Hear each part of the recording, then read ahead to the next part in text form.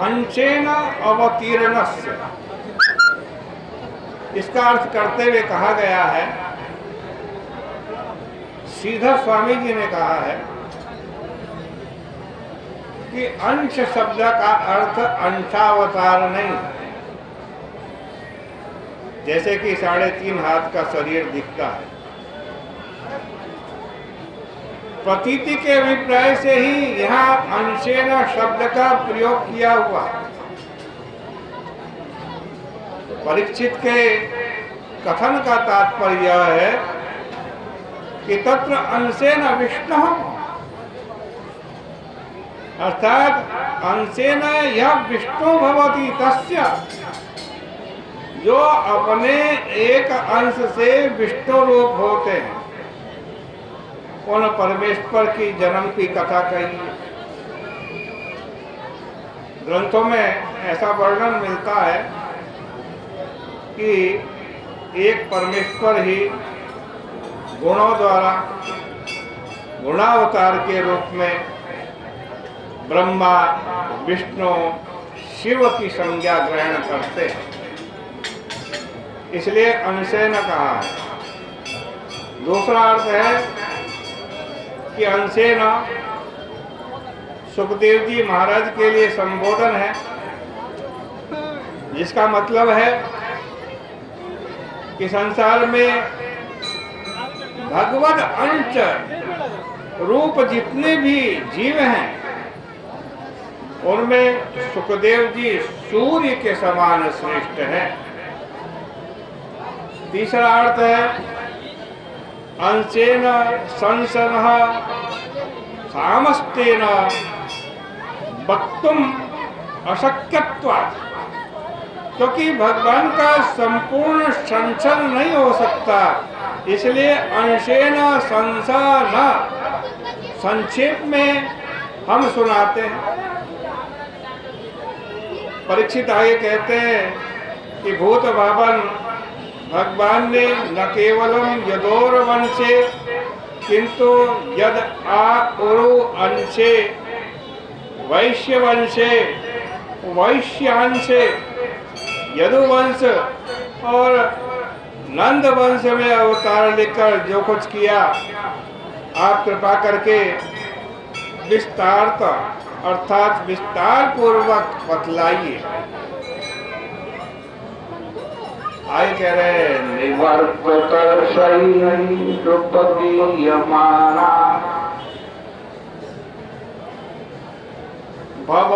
भवौषधाक्षोत्र मनोभिरामा। इस श्लोक में यह बताते हैं कि श्रोता की भगवत कथा में कितनी रुचि है। कहते हैं कि भगवान का जो चरित्र है ना, ये भव रोग की औषधि है। औषधि दोषान धत्ते गुणा। ठीक है, मान लिया भगवान की कथा भव रोग की औषधि है, लेकिन यह तो बताओ इसका नुक्सा बतलाने वाला वैद्य कैसा है? इसका उत्तर है कि वह वैद्य निवर्त तरसई रूपगीयमान, अर्थात निवर्त तरसई, जिसके मन में किसी भी प्रकार की तृष्णा नहीं है,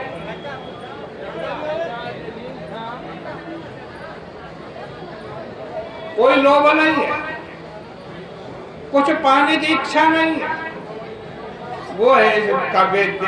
भव और रोग की औषधि बताने वाला जो वैद्य है, नुक्सा बताने वाला वैद्य है, वो कैसा है कि निवर्त तरसई, जिसके अंदर किसी प्रकार की तृष्णा नहीं है,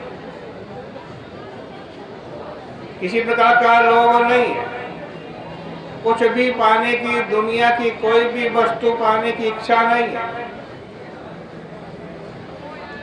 और कैसा है, वह नुक्से को छिपाकर भी नहीं रखता, गाकर बता देता है कि भवौषधा ये श्रीमद् भागवत की कथा सुनो, भगवान की कथा सुनो, ये संसार रूपी रोग दूर हो जाएगा। ये संसार रूपी रोग की औषधि है।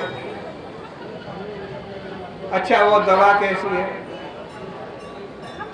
खाने में कड़वी तो नहीं है, कड़वी दवा जल्दी से लोग नहीं खाते, तो ये दवा कैसी है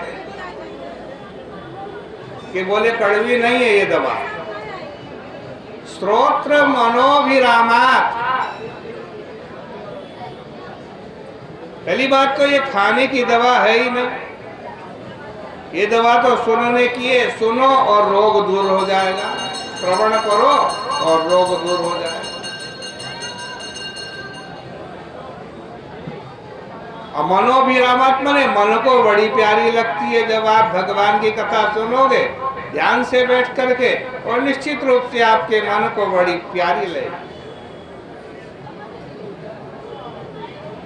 अब देखो इसी श्लोक में यदि भवौषधाद को विशेष्य बना करके सारे प्रयुक्त विशेषणों की संगति जोड़ दे तो ऐसा अर्थ हो जाता है। ऐसा भी अर्थ हो सकता है कि संसार के जीवों में कोई अमर होता है, कोई मुक्त होता है, कोई मुमुक्षु होता है और कोई विषयी होता है, संसार के विषय भोगने वाला।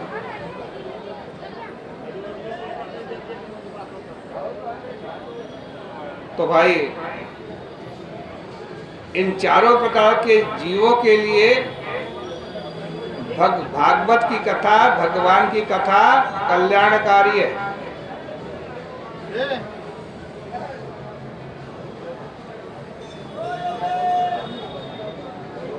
इसलिए निवर्त तरस जिनकी सारी तृष्णा मिट गई है, ऐसे सुखदेव जी और व्यास और नारद जी जैसे भी इसका गान करते हैं। तात्पर्य है कि भगवत कथा भक्तों के लिए बहुत प्रिय है और वे उपगीयमानात् भगवान के पास बैठ करके उसका गान करते हैं। वो मुमुक्षु के लिए भवौषधात् संसार रोग की औषधि है और विषय पुरुष के लिए श्रोत्र मनोभिरामात्। उसको मोक्ष नहीं चाहिए तो वो जब कथा सुनेगा तो उसके कानों को अच्छी लगेगी, उसके मन को अच्छी लगेगी।